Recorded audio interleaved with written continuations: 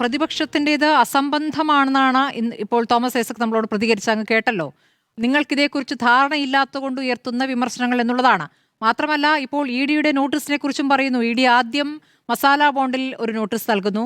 അത് എവിടെയും എത്തിയിട്ടില്ല. അത് 7 തവണ നോട്ടീസ് നൽകുകയും അത് ഹൈക്കോടതിയിൽ ചലഞ്ച് ചെയ്യുകയും ഒക്കെ ചെയ്തു കഴിഞ്ഞു. അത് ഇപ്പോൾ ഭൂമി വാങ്ങലുമായി ബന്ധപ്പെട്ടാണ് പുതിയ നോട്ടീസ്. അപ്പോൾ ഇങ്ങനെ ഇടയ്ക്കിടയ്ക്ക് ഇലക്ഷൻ സമയത്ത് വരുന്ന ഒരു ഭയപ്പെടുത്തൽ എന്നതിലപ്പുറം അതിനെ കാണുന്നില്ല. എന്താണ് പ്രതികരണം? ഈ സംവാദം തുടങ്ങുമ്പോൾ CPM-ന്റെ പ്രതിനിധി അരുൺകുമാർ പറഞ്ഞത് ഇ ഡി വരുന്നതിൽ CPM-നെ സംബന്ധിച്ച് അത്ഭുതമൊന്നും ഇല്ല എന്നാണ്. ഈ ഇ ഡിയുടെ കാര്യത്തിൽ CPM-ന് അത്ഭുതമില്ലാത്തതിൽ നമുക്കും അത്ഭുതമില്ല. ഇവിടെ ഈ ജേർണലിസത്തിന്റെ അടിസ്ഥാന തത്വം എന്ന് പറയുന്നത് എന്താ?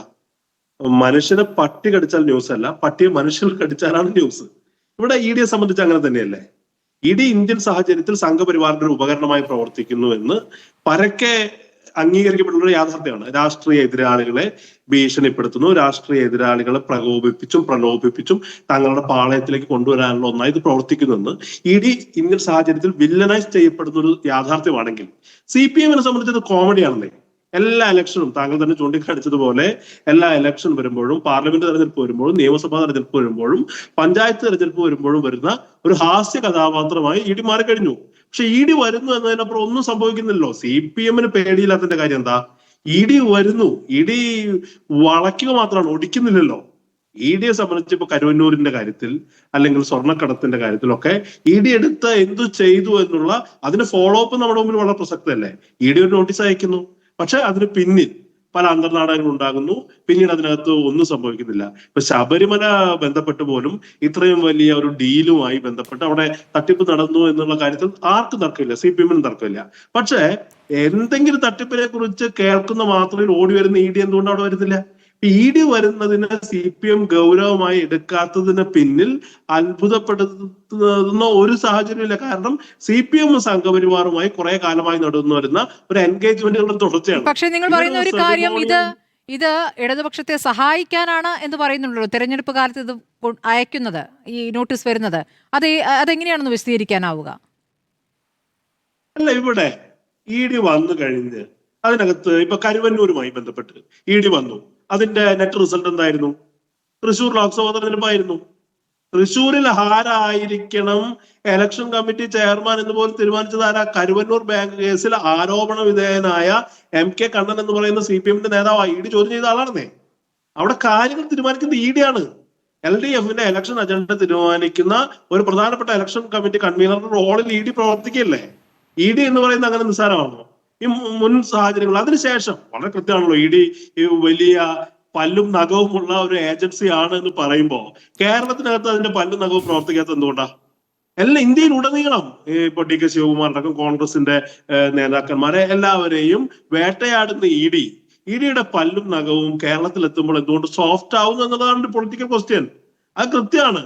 നേരത്തെ താങ്കൾക്ക് തന്നെ ചർച്ചയിൽ ചൂണ്ടിക്കാണിക്കേണ്ടി വന്ന കരുവന്നൂർ ഉൾപ്പെടെ സ്വർണ്ണക്കള്ളക്കടത്ത് ഉൾപ്പെടെ ഉള്ള കാര്യങ്ങളിൽ ഇ ഡി നിർവഹിച്ച റോൾ എന്താ? ഒരു നോട്ടീസ് അയക്കുന്നു, വരുന്നു, ഇ ഡി വരുന്നു, ഇ ഡി പോകുന്നു എന്നതിനപ്പുറം ഇ ഡി ആക്ട് ചെയ്യുന്നില്ലാന്നേ. അത് തന്നെയാണ് ഞങ്ങളുടെ ആരോപണം എന്ന് പറയുന്നത്. ആ ആരോപണം അല്ല, വസ്തുതയാണെന്നേ. ഇ ഡി വരുന്നു, ഇ ഡി പോകുന്നു.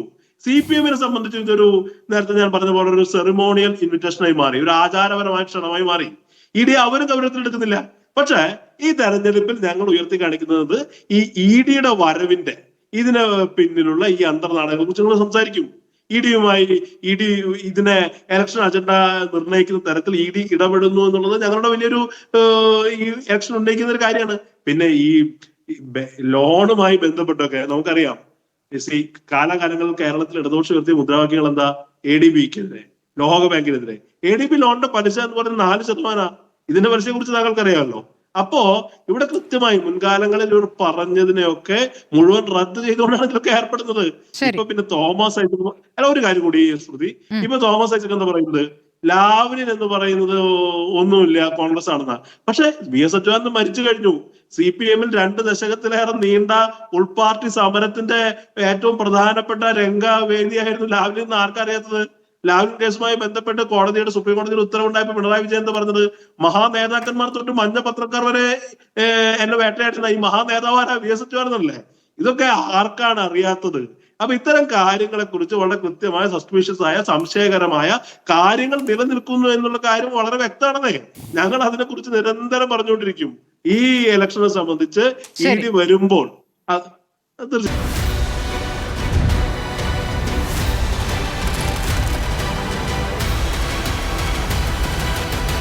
ഡിബേറ്റ് വിത്ത് സ്മൃതി പരുത്തിക്കാട്.